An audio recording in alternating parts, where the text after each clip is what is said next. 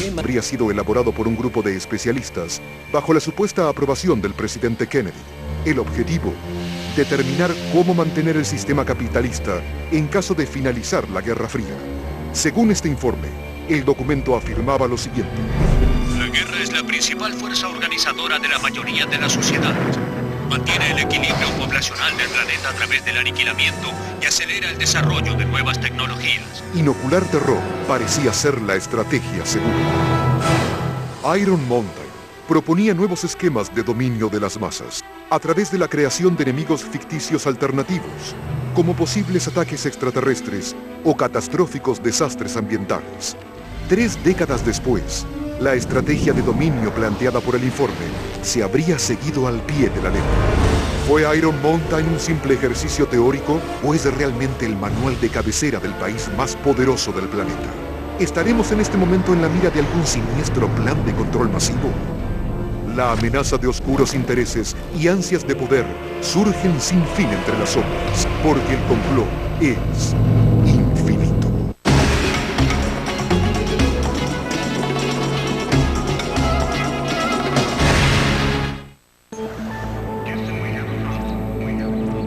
A continuación, el Infinito OVNI.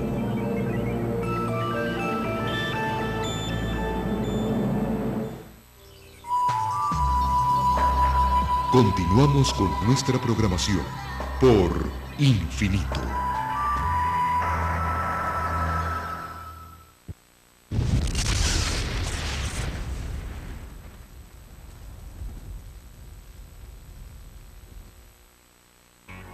La ciudad de Varginha, en el estado de Minas Gerais, al sudeste de Brasil, fue protagonista el 20 de enero de 1996 de un incidente que conmocionó al país y cautivó la atención de la comunidad ufológica internacional.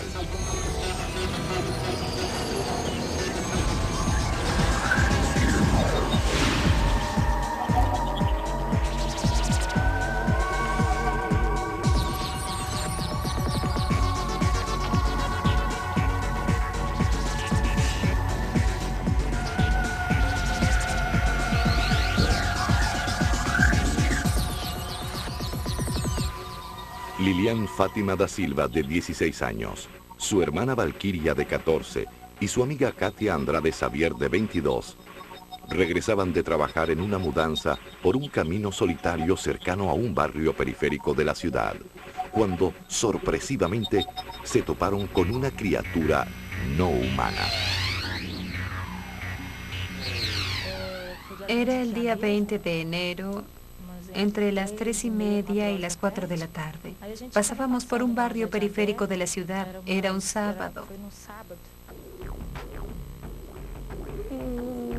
Ese día volvíamos a casa luego de ayudar a una conocida en su mudanza a otro barrio.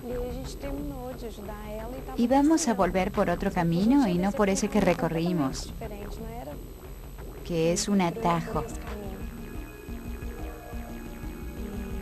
Vimos entonces a una criatura en un punto más bajo del camino.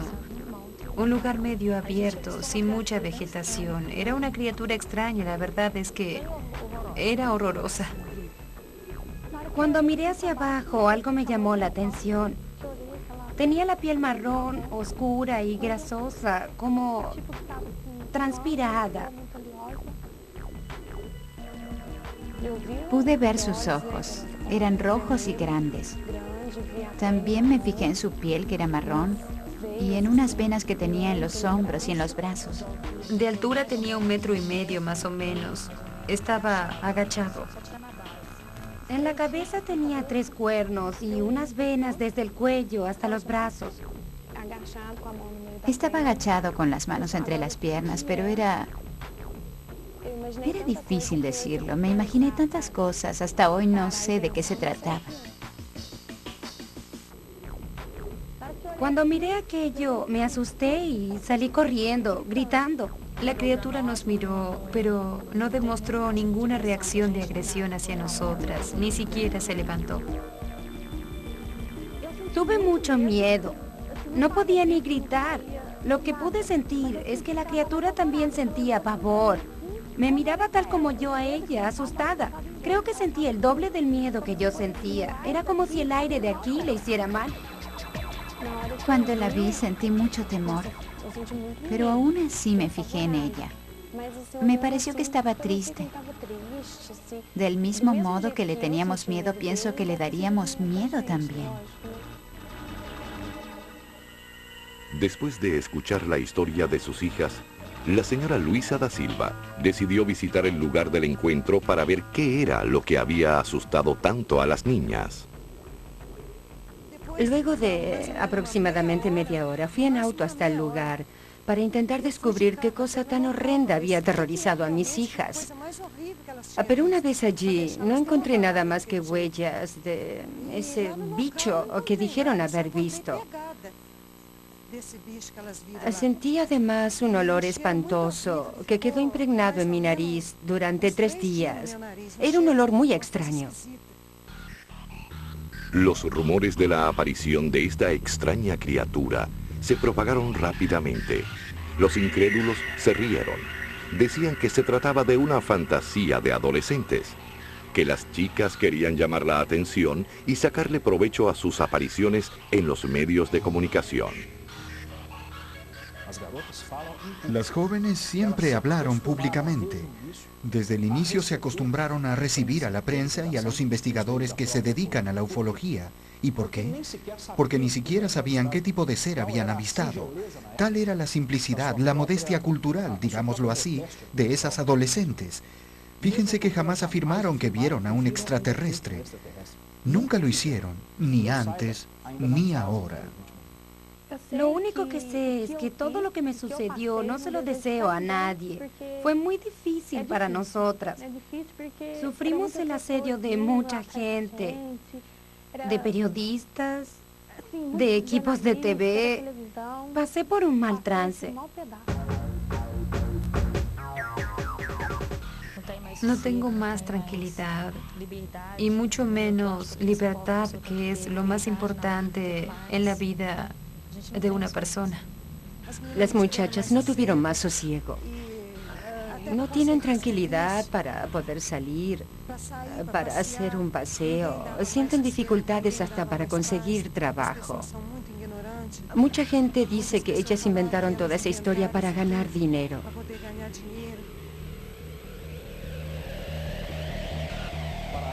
Según ellas, a lo que vieron llegaron a asociarlo con el demonio, cosas que tienen que ver con la superstición. Pienso que esa naturalidad con que encararon el tema fue lo que les permitió salir en público sin temor de ver sus nombres mancillados. Cuando salían a pasear y llegaban a un lugar, muy pronto eran molestadas. Les decían atrocidades. Por ejemplo, las acusaban de usar drogas y hasta de estar locas. Las personas hacían todo tipo de comentarios acerca de ellas.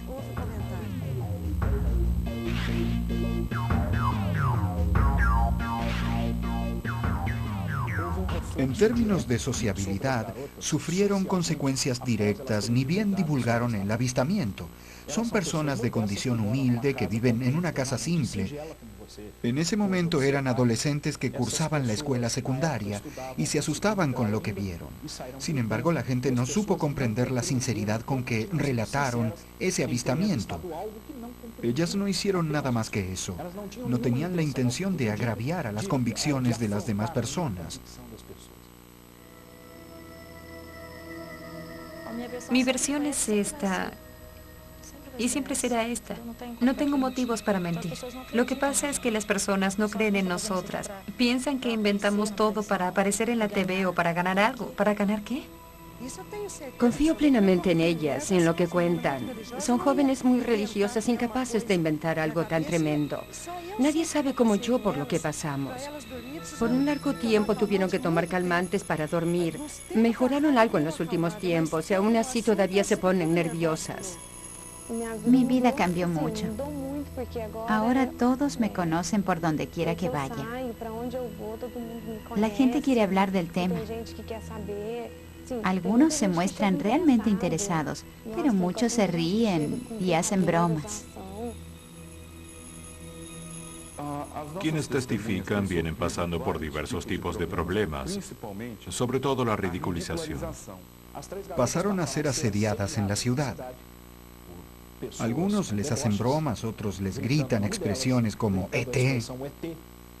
Y lo que es peor, pasaron a ser discriminadas, tanto en la escuela en donde ellas estudiaban, como en una institución religiosa que frecuentaban. Cuando ellas llegaron a la iglesia para asistir a la misa, se encontraron con una multitud. Era un día de fiesta. Cuando el cura vio a mis hijas sentadas, les preguntó frente a todos: ¿ustedes vinieron para asistir a la misa o para ver el ET de Virginia? Entonces todos las miraron y comenzaron a reírse. Quienes no están preparados no tienen la madurez suficiente para respetar a otro ser humano que dice haber visto algo que simplemente desconoce. Los ufólogos Ubirayara Franco Rodríguez y Vittorio Paccaccini creyeron en las chicas y comenzaron a investigar el caso que posteriormente cría la historia ufológica de Brasil y del mundo. Antes de la investigación del caso Virginia, la ufología brasileña desarrollaba actividades normales. Cabe destacar que en Brasil hay una incidencia muy grande de objetos voladores no identificados. O sea, los ufólogos trabajan normalmente. Sin embargo, a partir de este caso, la ufología brasileña se unió. Pese a que nuestro territorio es muy grande, investigadores de todas partes vinieron a darnos su apoyo. Se enteraron conmigo de los elementos principales del caso, conocieron a los principales testigos y pudieron concluir que sin lugar a dudas criaturas extraterrestres fueron capturadas en esta zona. Esto hizo que la ufología brasileña se uniera. Para la ufología, tanto brasileña como mundial, el caso Varginha significa un hito. Podemos decir que hay un antes y un después de este caso. Stanton Friedman fue el primer científico no militar en investigar el caso Roswell y llevarlo a la luz pública. Hoy en día, es considerado uno de los mejores y más importantes investigadores del tema extraterrestre en los Estados Unidos. Es un caso muy impresionante. Y recuerda a Roswell. Bueno, no sé. Hay testimonios militares perdidos. Eso quiere decir que no darán un paso en falso. El episodio de Roswell es el caso número 1 en el mundo, ya que decenas de testigos militares estadounidenses afirmaron públicamente que todo lo ocurrido era verdadero. En cuanto al caso Virginia, aún no tenemos condiciones de divulgar, infelizmente, cuáles son nuestros testigos sigilosos, civiles o militares. Por lo tanto, yo diría, con modestia y salvando las diferencias, que el caso Virginia podría ser calificado fácilmente como el caso número 2 en todo el mundo. Las investigaciones de los ufólogos de la región de Minas Gerais alertaron al resto de la comunidad ufológica brasileña. Hoy en día, el caso Virginia es seguido por ufólogos de todo el mundo.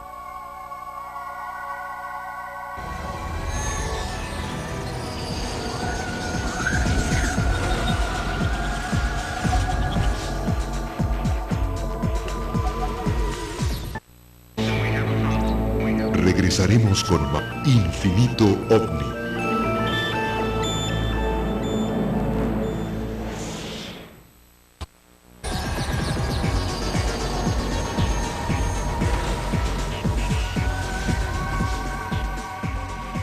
El trabajo de los investigadores del caso Virginia nos lleva más allá del avistamiento aislado de un extraterrestre por unas adolescentes. Los ufólogos piensan que la historia comenzó una semana antes. Tras 4 años de intensa investigación, hoy no tengo ninguna duda de que el caso Virginia se inició alrededor de una semana antes de los principales sucesos. Podríamos decir que a partir del día 13 de enero del 96 empezaron a desencadenarse algunos hechos que involucraron a diversos organismos, la Fuerza Aérea y el sistema de rastreo por satélite de los Estados Unidos, que fueron alertados por la Fuerza Aérea brasileña, la unidad militar más cercana de aquí, que es la Escuela de Sargentos de Armas de la ciudad de Tres Corazones, los bomberos y la policía de Varginha. Esos sucesos tuvieron su punto culminante el 20 de enero en virtud de la difusión del avistamiento protagonizado por las adolescentes y de otros hechos que ocurrían paralelamente. La evidencia espacial americana ha mermado. Antes se buscaban estelas infrarrojas o mensajes en transmisiones perdidas. Se rastreaba cualquier cosa que sucediera en la atmósfera, desde un satélite soviético hasta un ovni. Nuestros satélites probablemente esperaban recobrar alguno. Sospecho que Estados Unidos, como muchos otros países, ocultan si algo aterriza hasta asegurarse de poder conservarlo.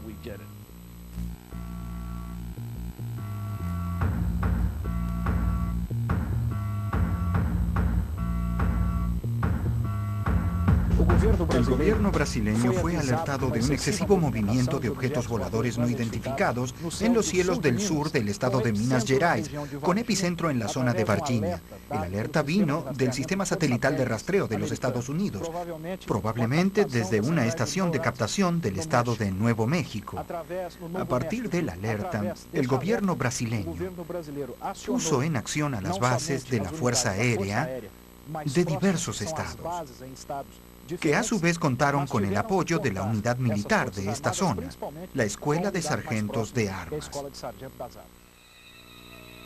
En la madrugada del 20 de enero de 1996, una pareja de campesinos que vive a 10 kilómetros de Varginha vio un objeto extraño volando cerca de su casa. Aquella noche yo tenía insomnio. Me levanté y me puse a mirar un poco de televisión. De repente, los gatos empezaron a correr. Fui a la ventana y vi aquel objeto. Venía en este sentido y largaba mucho humo de color gris. Desperté entonces a mi marido y juntos nos pusimos a observarlo. Vimos aquel objeto pasando a unos 5 metros de altura. Lo observamos durante más o menos 40 minutos, hasta que desapareció totalmente. El objeto sobrevolaba por aquí. Cuando la pareja empezó a avistarlo, todavía estaba en aquella punta a 5 metros de altura y a unos 25 o 30 metros de distancia.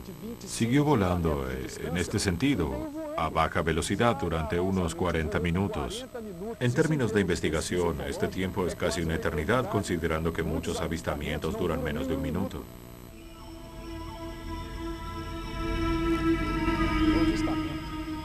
El avistamiento que tuvo lugar en este punto significa para el caso Varginha uno de los puntos iniciales de la verdadera historia.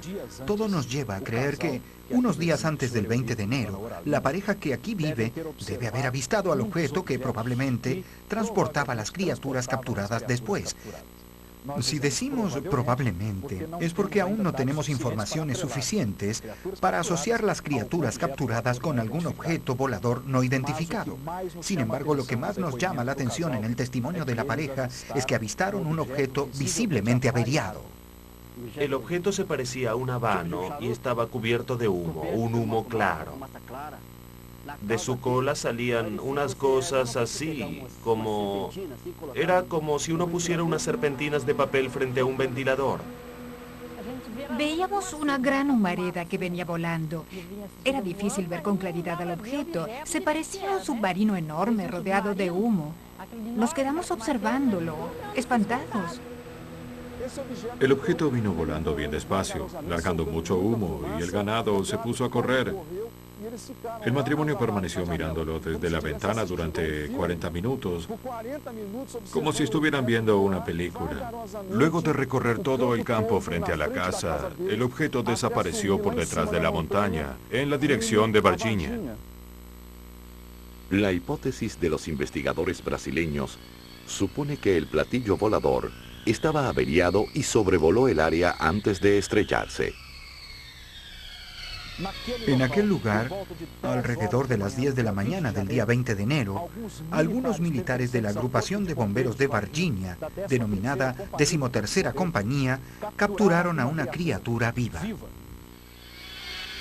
Según algunos testigos de la zona, la criatura fue capturada con redes por los bomberos. Nosotros atendimos diversas situaciones, pero en ningún momento fuimos llamados para realizar la captura de algún animal o de alguna criatura desconocida aquí en esta región. No vimos a ninguna criatura, no hubo ningún contacto de nuestra parte.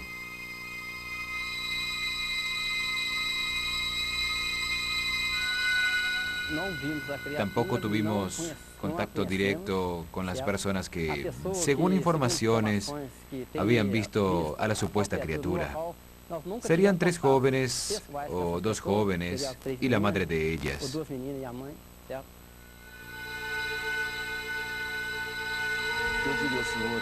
Les quiero decir que el capitán Alvarenga está omitiendo la verdad.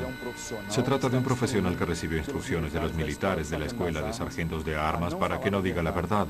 Esta agrupación de bomberos niega que estuvo en el barrio Jardín Anderi, en donde las criaturas fueron capturadas en aquel 20 de enero. Pero nosotros tenemos testigos, inclusive dentro del equipo de bomberos, que nos relataron cómo se realizó la operación.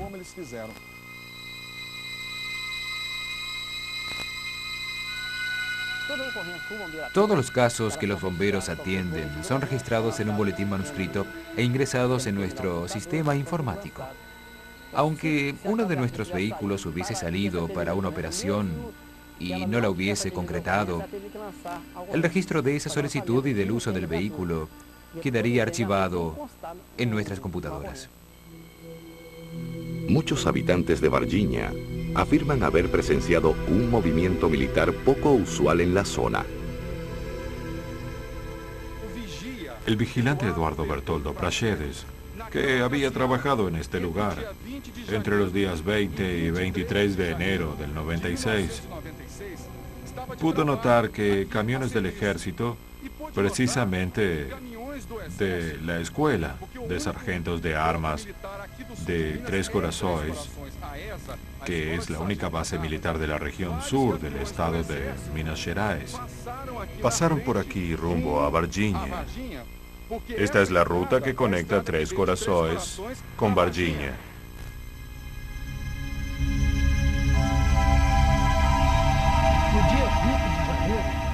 El 20 de enero de 1996, día de la posible llegada del ET a Varginha, se registró una fuerte tormenta sobre la ciudad, razón por la cual la policía militar y también el cuerpo de bomberos dispusieron a todos sus efectivos en las calles para asistir a las personas damnificadas. Había una movilización muy grande de militares. Además, en forma paralela y coincidente, el ejército estaba realizando una maniobra en la zona. Ese tipo de maniobras son comunes. El ejército posee áreas de entrenamiento en las cercanías de São Tomé das Letras y de Varginha, que queda a 16 kilómetros de Tres Corazones, en donde está ubicada la Escuela de Sargentos de Armas. Algunas personas afirman haber presenciado la captura de otras 2 criaturas. Una de ellas recibió un disparo y probablemente murió en el momento. La otra fue trasladada viva a la sede de la Escuela de Sargentos de Armas. Pero, desafortunadamente, ninguna de estas declaraciones puede ser corroborada, ya que los testigos no quieren hablar del incidente nuevamente. La Escuela de Sargento de Armas considera el episodio del ET de Varginha un caso cerrado, una vez que 2 investigaciones constataron que un individuo con deformidades físicas y problemas mentales huyó de su domicilio y fue visto a la noche por algunas personas que no supieron reconocerlo. Ese episodio cobró proporciones mayores y dio origen al caso folclórico del llamado ET de Varginha. Eso fue lo que ocurrió aquel día. Claro que hay diversas impresiones personales al respecto. Son puntos de vista que no discutimos. Ahora los hechos reales son los que ya describí. No existen otros. No hay registros de que hayan existido otros. Para los militares de la Escuela de Sargentos de Armas, la historia del extraterrestre creció tanto y tan rápido que opacó la versión oficial de los hechos.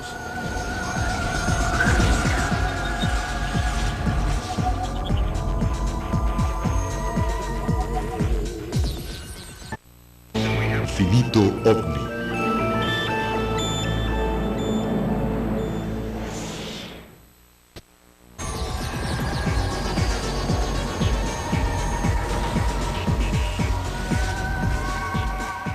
Muchos de los testigos del caso Varginha se han negado a hablar.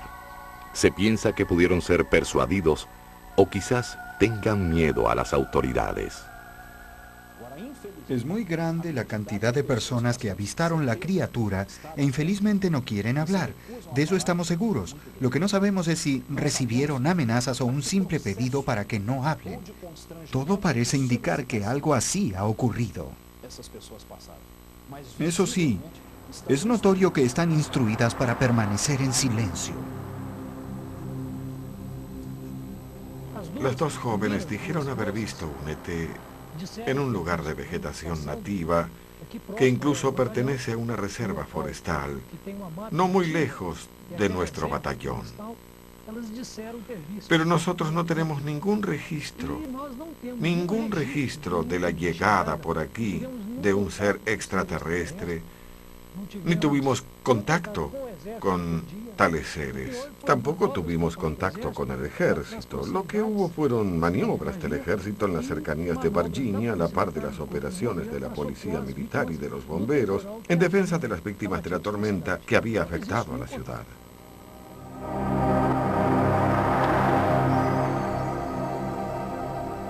Llega a asustar el número de personas que acompañaron tramos importantes de los hechos y se niegan a hablar del tema.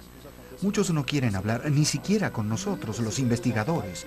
Otros ya lo hicieron, pero no quieren exponerse.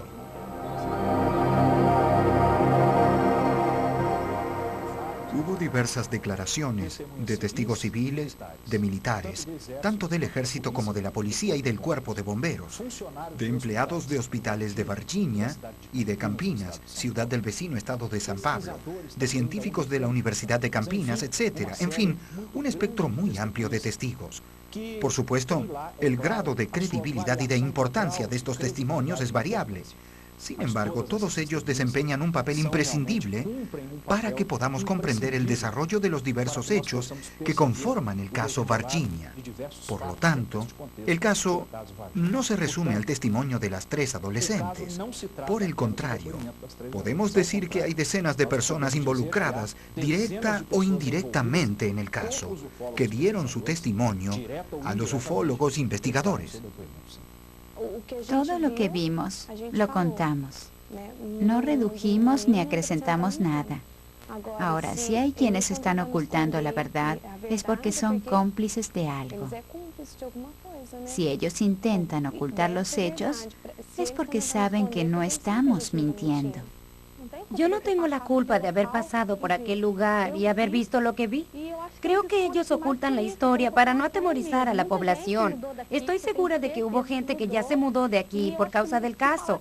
Si dicen que es verdad, muchos más se mudarán. Los más temerosos, claro, pero otros se quedarán para ver qué pasa. Se sospecha que la criatura que las niñas vieron fue capturada minutos después y llevada al hospital regional. A este hospital llamado Hospital Regional del Sur de Minas Gerais fue traída una criatura capturada en la noche del 20 de enero del 96. La captura fue realizada por la policía militar. Al llegar aquí con la criatura entre las 8 y las 8:30 de la noche, aislaron a todo el sector de la guardia y al área del fondo del hospital, en donde está la enfermería. Toda la operación fue realizada por un número muy grande de efectivos militares.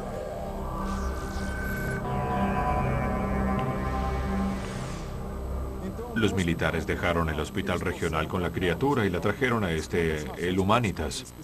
Una de las razones por las cuales vinieron a este hospital es porque está ubicado en la periferia de Virginia, mientras que el otro queda en el centro de la ciudad. Precisaban de un lugar más alejado para que un convoy militar viniera a retirar a la criatura extraterrestre sin llamar demasiado la atención. En el transcurso del día 22 de enero de 1996, el convoy circuló por diversos puntos de la ciudad y al final de la tarde vino a retirar a la criatura a través de aquel portón. La acompañaban más de 15 médicos con máscaras, ya que la criatura exhalaba un olor muy fuerte a amoníaco, característico de esos seres. Los militares la transportaron en una camilla. Luego la depositaron en una caja de madera, la lacraron con tornillos, la envolvieron en una lona plástica y la colocaron en la parte trasera de un camión. Inmediatamente tomaron la ruta periférica que queda allá atrás y siguieron directo a la Escuela de Sargentos de Armas de Tres Corazones.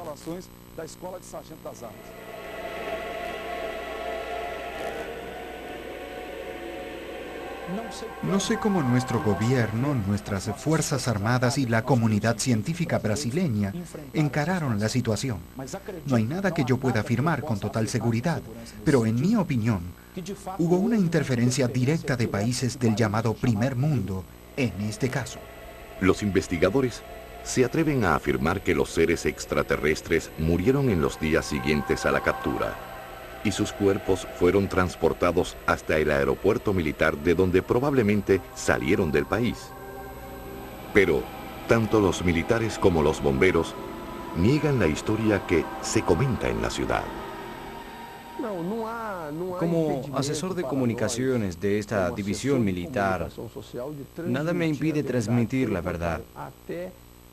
Al contrario, hasta hay un interés de nuestra parte de contar la verdad, razón por la cual estoy aprovechando esta oportunidad para dilucidar el caso. Aquel 20 de enero, nosotros atendimos a unas 34 solicitudes. Durante la mañana hicimos algunas inspecciones rutinarias en diversos puntos de la ciudad y por la tarde la tormenta que se registró hizo que el número de operaciones de los bomberos aumentara. Hubo voladuras de techos, caídas de árboles, etc. Situaciones que demandaron una acción más intensa de nuestra parte. Esa supuesta operación relacionada con un ser extraterrestre no ocurrió.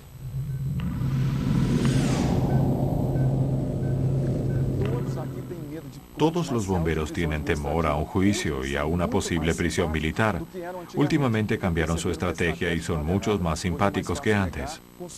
Percibieron que es más fácil negarlo todo con una sonrisa que con cara de enojo, pero no dicen la verdad. Están totalmente involucrados en el caso de la captura. Lo que ocurrió en Virginia es un acontecimiento inédito, ya que por primera vez 2 criaturas extraterrestres fueron capturadas vivas. Por lo menos estaban vivas en un primer momento. Esto de acuerdo a lo que sabemos.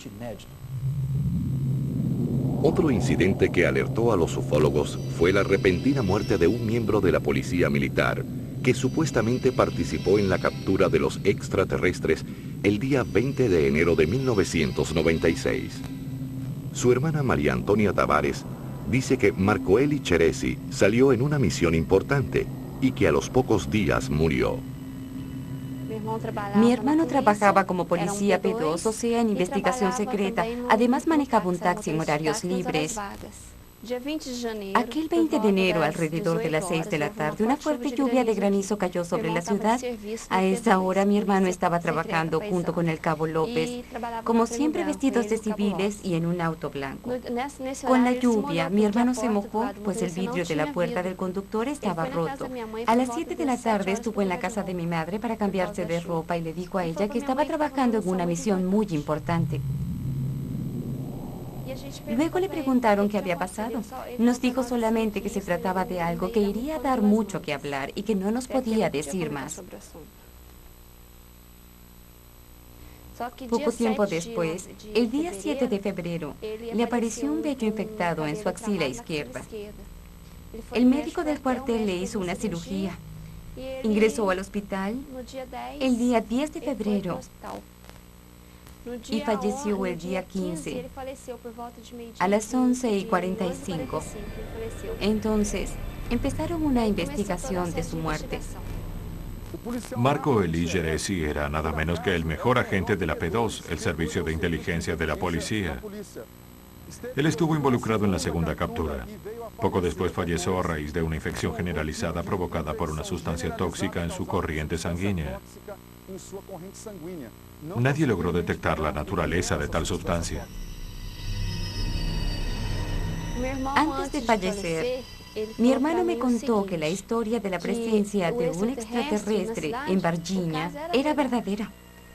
Según él, los militares ocultaban el caso porque los habitantes de la ciudad no tenían la mente suficientemente abierta como para enterarse del hecho.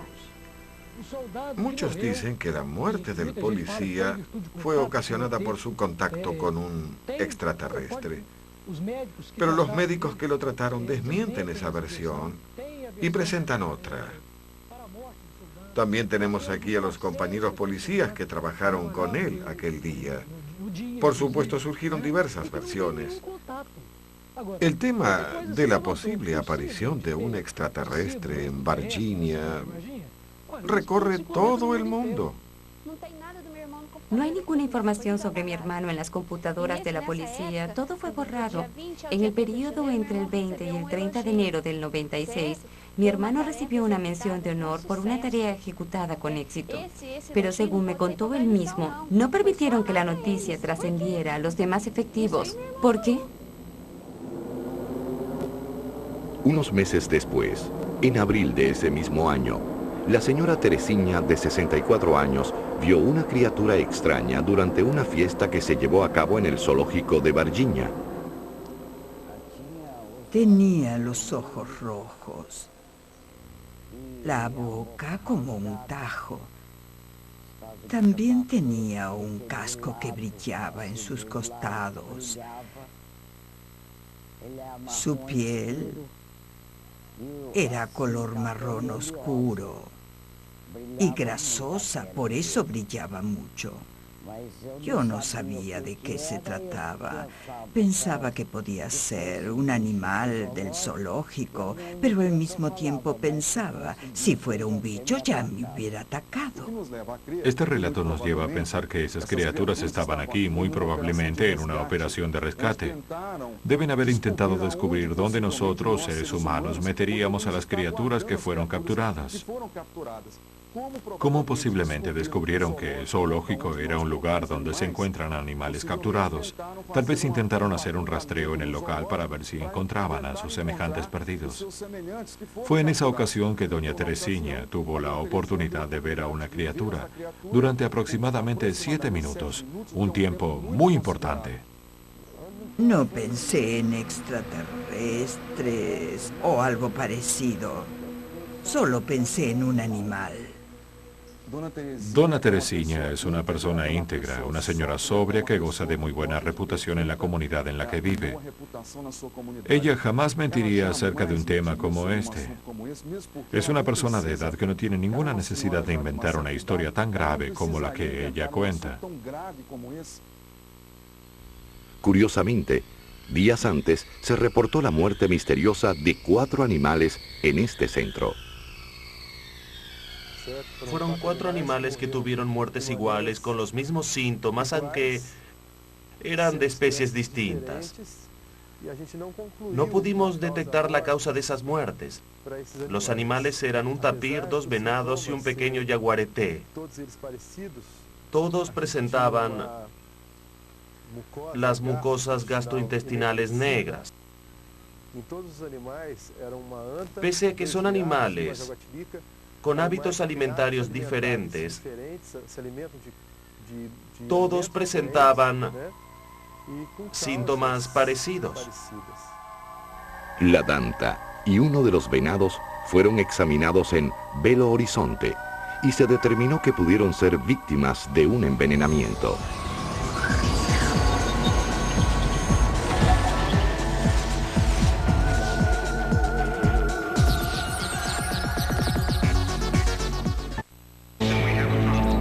Regresaremos con más Infinito OVNI.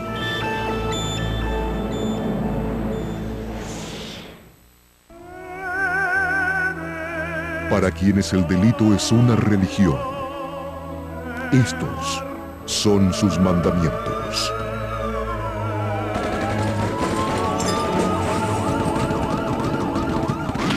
No eran educados en un sentido académico, pero entendían de negocio. La traición era el valor supremo en esa familia. Él dijo que alguien tenía que ensuciarse las manos por México. Y si eso significaba mover droga, movámosla. Devele el secreto mundo de los señores de la mafia. Crimen, traición y poder. Estreno los domingos por Infinito.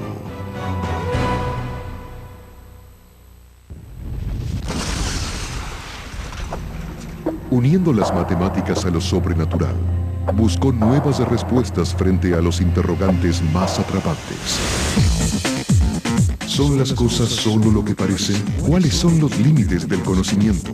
El universo es casi como un truco de magia inmenso y los científicos tratan de entender cómo hace lo que hace. En el mes de los magos y adivinos, acompáñenos a conocer el apasionante universo que propone Martin Gardner, el matemágico. Este miércoles, por Infinito.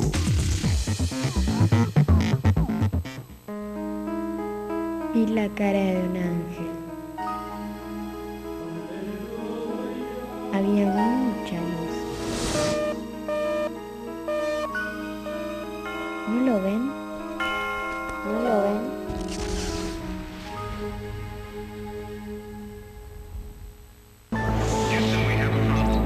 Continuamos con Infinito OVNI.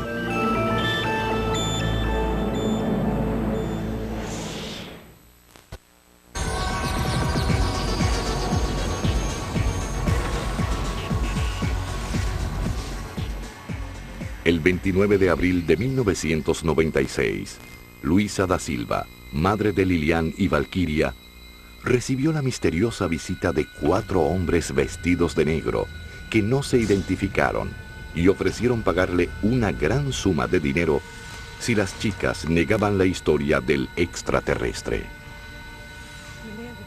Recuerdo que llegaron a las 10 de la noche. Ya nos preparábamos para ir a dormir, pues nos levantamos a las 6 de la mañana. Eran 4 hombres. Vi que abrieron el portón del jardín y venían avanzando. Les abrí la puerta porque pensé que eran los investigadores Pagaccini y Obirahara, que fueron los primeros en procurarnos y a quienes siempre recibimos bien. Pero cuando abrí la puerta de casa, se introdujeron. Lo sentí como una invasión. Entonces me dijeron, cierra su puerta porque les queremos hablar en privado. Me asusté, pero los atendí. 2 de ellos conversaban con mis hijas y conmigo y anotaban todo lo que decíamos, mientras los otros 2 permanecían totalmente silenciosos. Me hicieron entonces una propuesta. Señora Luisa, tenemos un buen dinero para ofrecerle si usted y sus hijas aceptan participar en un reportaje en un determinado lugar, en el cual deberán decir que toda la historia que ustedes han contado es mentira, que sus hijas no avistaron nada. Hombres de negro invadieron su casa e intentaron sobornarla. Aunque son personas de poco dinero, no aceptaron el soborno porque la dignidad no se compra. Podrán venir con dólares o con cualquier otro dinero. Jamás inventaremos una mentira, siempre diremos la verdad. Los hombres de negro, como popularmente se les conoce, son individuos que visitan a los testigos de importantes avistamientos de ovnis para convencerlos de no divulgar las historias. Muchas personas piensan que son agentes secretos de los gobiernos o de los mismos extraterrestres. La visita que la señora Luisa recibió de probables hombres de negro es algo totalmente curioso dentro del caso. Ofrece un aspecto pintoresco interesante para el debate. Si por un lado podemos pensar que ella haya recibido la visita de agentes de algún servicio de inteligencia, que folclóricamente la ufología denomina MBs o Men in Blacks, Por otro lado, tenemos una serie de otras hipótesis que también pueden contribuir a explicar la visita de esos ciudadanos. 4 hombres, todos vestidos de negro. No sé quiénes son. Nunca los vi antes y tampoco sé de dónde vinieron. Pueden haber recibido la visita de agentes de inteligencia o pueden haber recibido la visita simplemente de personas que fueron a proponerles que dijeran que todo era mentira por una cuestión de intereses filosóficos o más bien religiosos.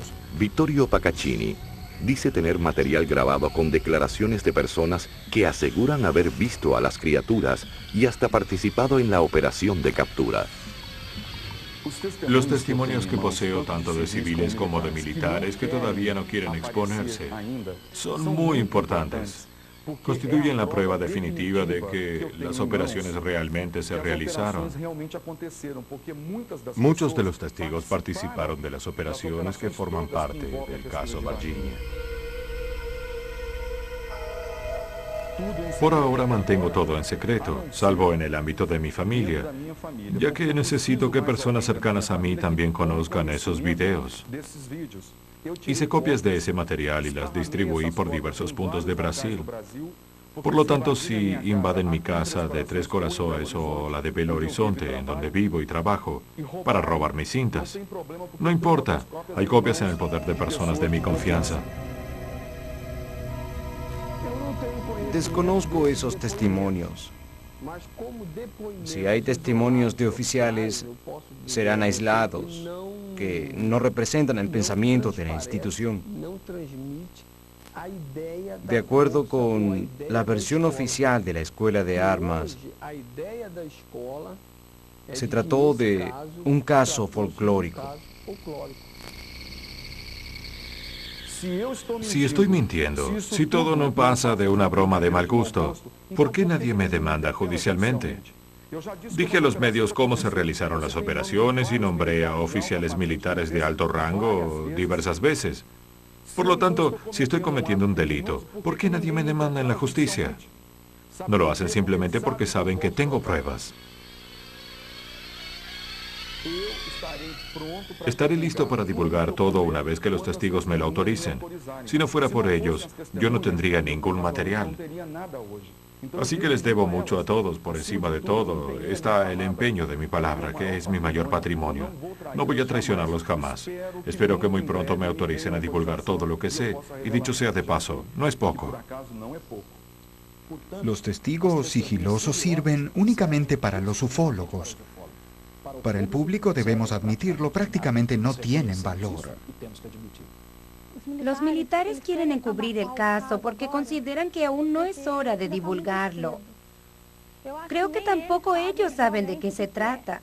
Si supieran, tal vez aparecerían frente a una cámara para confirmar que lo que vimos es real, para decir que la historia es verdadera y contarla con todos sus detalles. Sin embargo, mientras no estudien e investiguen mejor el caso, no van a decir nada. No van a admitir que todo realmente sucedió.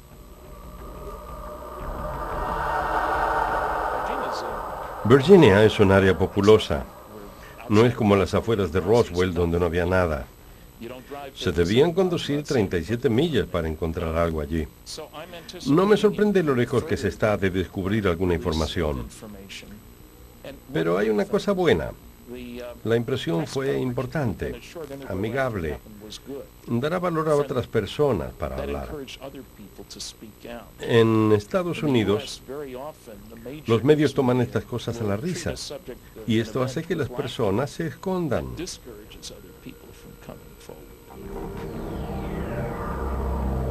Desde hace 5 años, Brasil está acaparando la atención de la ufología internacional. Los casos de avistamientos y contactos invaden los medios de comunicación del país. Cuanto más profundizamos en la investigación del fenómeno ovni, más tenemos la sensación de que el tema se escurre entre nuestros dedos. Es más complejo de lo que podemos imaginar. En mi opinión, la ufología brasileña y mundial no ha evolucionado en absolutamente nada. Esperemos que las ciencias más profundas, más serias, con metodología más amplia, se dediquen un día a este fenómeno. O quizá el avance de la percepción del ser humano por otros rumbos de conocimiento pueda descifrar el fenómeno. El caso Varginha sigue siendo un misterio en Brasil. Los ufólogos continúan su ardua labor de investigación, buscando respuestas y evidencias que ratifique la existencia de civilizaciones extraterrestres. Según ellos, solo queda esperar. Mientras tanto, seguirán investigando. Espero que la revelación del fenómeno ovni se dé dentro de los próximos 10 o quizá 20 años. No hay una base segura para poder afirmarlo más allá de las estadísticas que la ufología reúne en todo el mundo.